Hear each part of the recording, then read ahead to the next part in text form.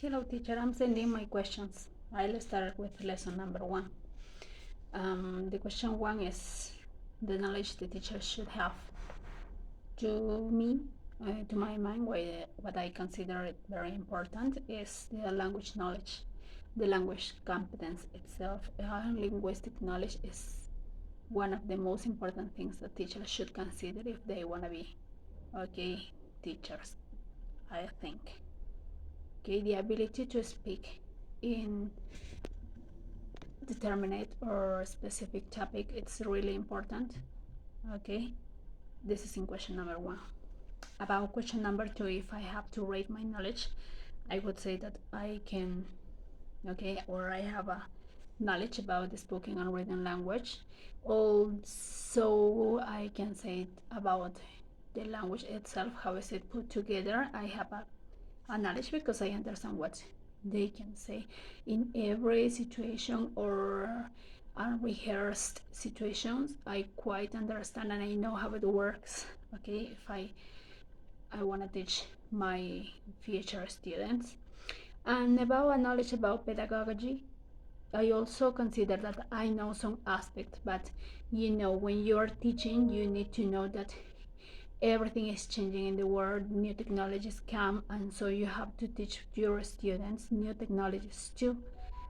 So I need to improve my knowledge about pedagogy because some methods are used in my daily work, but I need to improve a lot of technology for pedagogy. It's really important. And after questions, this is about according Dr. Garza says, and I start answering questions about Dr. Susana. The question 1 is, what does it mean to be a professional? A professional is any person who is engaged in any activity, and it's a qualified person solving the activities.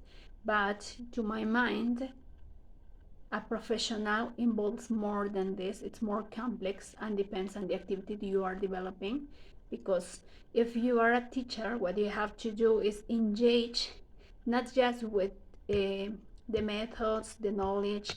You engage with the person, because you have to know the personality, you have to know about the issues you will have in class, you have to know about the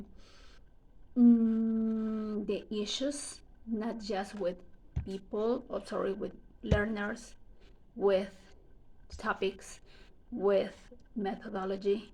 It also involves to parents.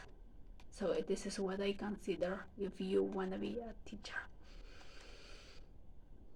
So if I have to answer question number 2 about professionalizing, to professionalize the field of foreign language, foreign language teaching, I would say that it's important for me is that you have to engage them, you have to encourage learners to know what are they going to work in order to they realize how good is, how much they need to learn to engage in the language learning. How often do you or would you talk to other teachers about your teaching? What happened to me, according I was teaching in the previous years, what we did is to talk about some specific topics. For example, if we talk about the present, the simple present, we see what activities could be necessary to teach or to use in the class. For example, some videos, but normal videos, for example, not those who are like the books or how the books are presented.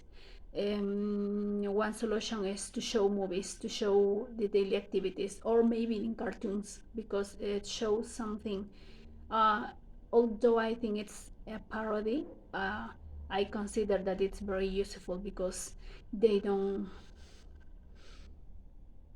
prepare, they are then prepared, like in some books. So it's something real for me, okay? And also with any kind of objects I can introduce. For example, if we talk about the hairstyle, okay, we can compare, no, we can compare this. Or if we talk about the garments, yeah, it's also that it's useful to mention, because not every day we wear the same things, and many other topics, okay, many other topics. So when you are teaching English, okay, whatever is useful if you have a target, okay, and depends. For example, the same object could be used for many topics, not just for one, not just for the simple present or the simple past. It could be to make the comparisons, it could be to make a reported speech, but it depends on the creativity of the teacher. um, where do you get new ideas for your practice in class? Mm-hmm. Some of them, it's an app that it's very useful for me. It's YouTube, because I can see, okay, real videos, no, or like partner mentioned before about TikTok, where they can see, no, the real situation, how they are, okay, mm, put into context. And this is the first. And also the classes from other teachers, or sometimes I try to compare with another teachers what they're doing. For example, when you work in a school, what you see is how the teacher introduces the new topic and how the learners enjoy this. So you consider this very useful, and this is where I get my new ideas, because they put, okay, they put the language one, no, and they enjoy this. So I do the same, but trying to apply to language too. This is how I get the new ideas, seeing new teachers, watching how, new videos on YouTube, some TikToks, or maybe some apps. For example, in Facebook, there is a group of teachers where they can share some activities they do in class, of course in the language one. So but I try to adapt to language two. mm,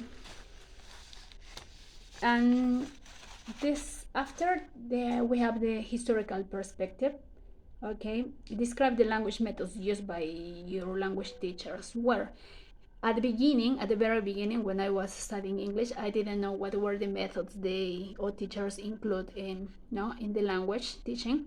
But I realized after I was studying a little bit about the pedagogy that the methods that are big, no, and we can mention. But most of my teachers that were teaching me use the translation method. Other use the direct method that I consider very useful for basic and intermediate, no, or low and learners. Also the kinesthetic learning, yeah, or yeah, competence, yeah, it's another that it's very useful. What else? Yeah, acting, performing, performance, yeah, it's that also considered methods. But the question says, were you exposed primarily to methods that emphasize learning about the language too, or learning by using the language too? Yes, I can say, because if I have a topic to teach to the learners, I try to remember the more meaningful methods that I was taught in the past. And because I remember these methods, I consider that they are very useful, because I already, or I still remembering, I am still remembering these methods that are for me very useful, and I try to apply, no, for example, some games. So when you only have a ball and what you have to do is to interact with the students and everyone enjoys this, or maybe showing with, no, stuffed animals that are very also important for kids, no, so they remember this and it's meaningful too. Or dances or commands, or depends, but these are the methods that I remember, yeah, and I consider they're very meaningful. So it emphasizes the learning in language too. And also they remember, because when you see the kids and they say, or they, yes, remember you when teacher, or they, yeah, it's a reminder. They say, teacher, when are we going to do the same activity? Because they like and they enjoy it, no? And this is what I did in the past, and I consider to use or apply to the new learners.